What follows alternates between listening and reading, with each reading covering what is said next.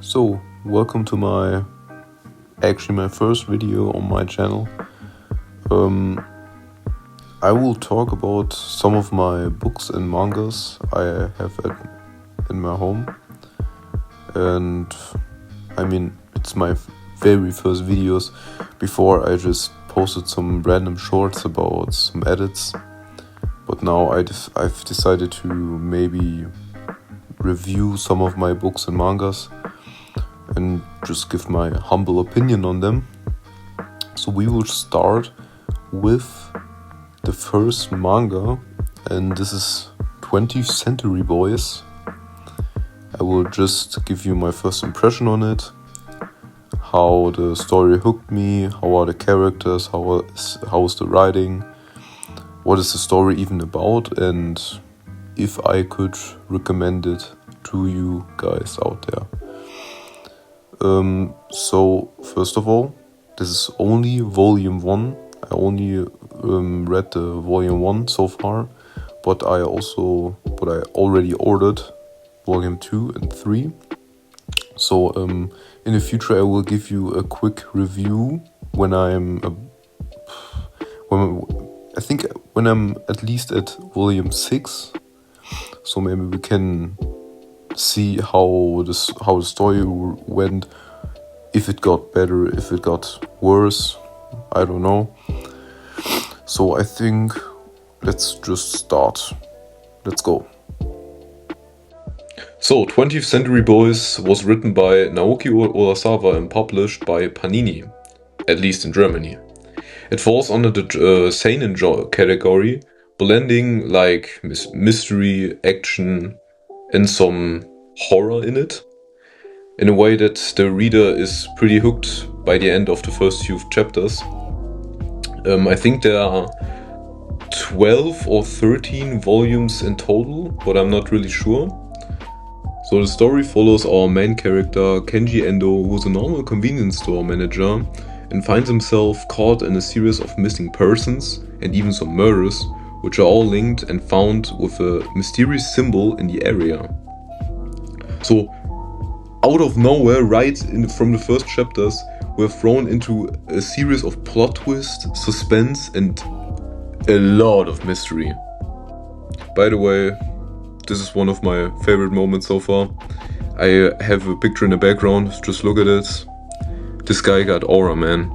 I don't know who he is, I don't know where he came from, but actually the first few chapters give us an idea of who he could be. Like, they just don't leave us in the dark, like, completely, you know? So now let's talk about the characters. Our main character, Kenji Endo, is not like a generic MC from many shows you actually know. Like, he doesn't have a goal like, I want to become the Hokage, or I want to become the, I don't know, Wizard King, whatever. And this is one thing I really like about the seinen genre, because the characters, or maybe the MC, is like a normal guy. It's not like a supernatural dude. It's just a normal guy who lives his life. And I think this is pretty interesting to see. I mean, in the beginning of the first volume, he is pretty kind-hearted and a really chill guy. But he's also really overwhelmed quickly, as you can see in the chapters. But by the end of the first volume, he develops into a determined and more focused guy, because he realizes his responsibility he has to carry throughout the story of this manga. And I just want to say something to the side characters. Up till now, I find the side character Ocho pretty interesting, because it brings a pretty dark and more serious tone to the story. And he's catching the attention of us, the readers, pretty good. I don't want to spoiler it, but let's just say he went to a really dark place. Like, it's definitely very important for the story. Lastly, to the characters, we have the villain. The primary antagonist of the story is Friend. He's named Friend, just Friend.